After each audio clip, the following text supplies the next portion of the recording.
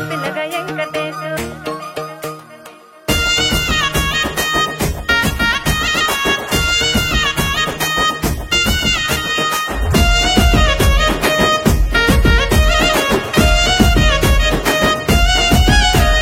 సిద్ధరాల మనసు నాది చిన్నగా పోతుంటావో చూడక పోతుంటావో ఇంట్లో చిన్నదాన్ని నేను సిద్ధరాల